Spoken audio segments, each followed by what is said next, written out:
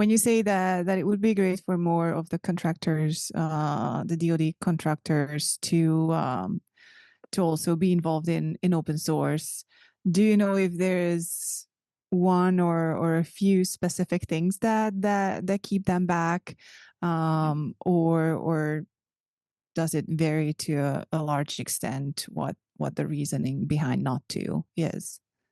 Um, I think it varies somewhat. I think one of the bigger things is mostly just kind of trying to answer the question of why, because they have a long history of doing things the way they've always done it, and it's worked for them for a very, very long time. And so, what is the benefit to them giving away their stuff to their competitors for free? And yeah, and why would we do this? There are definitely like some very good things that people are doing. Like I mentioned, Lockheed Martin has that OSPO. They have Hopper, and a couple other projects that they're releasing as open source, which is really cool to see. But I hope that gets expanded and becomes more normalized. Right now, it isn't fully, like, it's not part of the corporate culture. It still is like a separate thing, sort of on the side. Um, but hopefully that can change over time. And there are people in those places that are pushing for that really want to see that happen. Have you ever had the experience of convincing someone who was sort of dead set in this is how we've always done it, and at least until I'm here, this will be how we are going to keep doing this? Yes, yeah. Usually I'd go around them.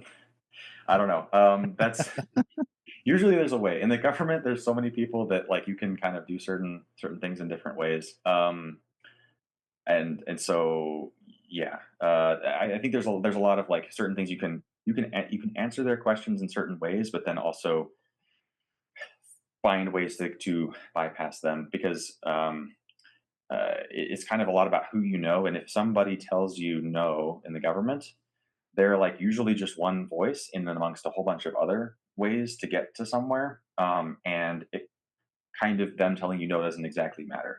And I think a good example of that is when we were first trying to deploy the Tinker Planner tool to production. We had at the time in like October 2016, we had no plan like for how to get this to a classified network.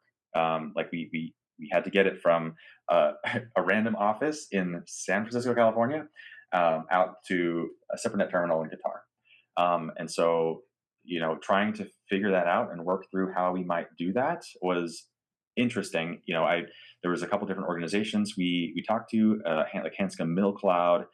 We started talking to NGA, the National Geospatial Intelligence Agency, who had been working with Pivotal, the contractor we were working with at the time.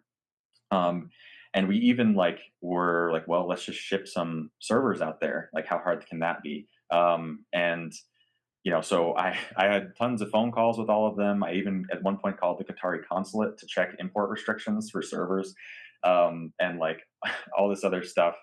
We actually got, when it was coming down to the wire, we kind of had plan A and plan B. Plan A was NGA because they actually were really good partners to us. But if they couldn't come through in time, we actually did buy servers, and had them shipped to Mountain View, California. And so it was kind of like this: hey, if we can't get a yes from NGA, then we're just going to do this other thing. We wound up getting a yes from NGA, and it wound up going there. The servers arrived, and then went into storage for a while. But that was for the cost of those servers, it was a valid enough like opportunity cost to, in my opinion, to the government, because we were saving hundreds by the time it got into production and under full use, we were saving hundreds of thousands of pounds of fuel every day, which for $150,000 in servers is going to pay for itself in a very short period of time. And so it's kind of how do you make that work and work around the people that tell you no, and realize like the other opportunities you may have to get somebody else to say yes, and those partnerships. It's interesting. I mean, you obviously work with the government, so that's where your examples are coming from. But I do have the exact same challenge from the same old usual business corporate proprietary environment where you just have the people who almost refuse to even just listen to you because they know that you're going to say something that they don't want to hear. And it's interesting how you say that often the best method is to find the person who's open to listen and go from there, as opposed to keep running in circles and accepting that something is not going to happen just because one person said no. I Yeah. like that one. Yeah. And yeah, I definitely also share the experience of not stopping where that one person said no. I would probably not be sitting where I am today if I did. Right. But yeah, I was curious to learn what your experience was, to see if you figured something out that, that I couldn't in the past. The other thing that always interests me, if there's any kind of, I don't know, educational material or different ways to describe open source, that we could do that would help with these situations, so you don't necessarily have to go around the person. I mean, sometimes people are just stubborn, but in Yeah. the few cases where they're not that stubborn, I don't know.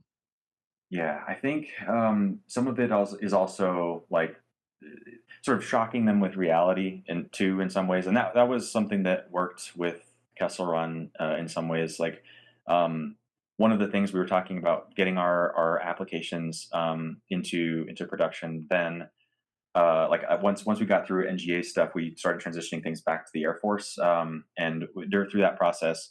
Um, we were kind of going through the security control stuff, and sort of explaining how, like, well, they would ask questions and kind of be standoffish about, like, well, we don't know if we like this or don't want that, and um, plainly we also told them that then, okay, if you're not going to accept our update, are you okay running Windows Server 2003 in production, in 2017? And so uh, if there's you can also learn like certain things if you have enough information, you can learn something about something that they are doing that they're implicitly agreeing to by continue keeping the status quo. You can also sort of shock them with the status quo in that way, and that can often get them to change their minds about whatever you're proposing, because they'll realize, oh crap, yeah, I didn't think of it that way. Yeah, we should probably update this. And okay, cool, you've got a solution. So that's another thing that I've used, at least in the past.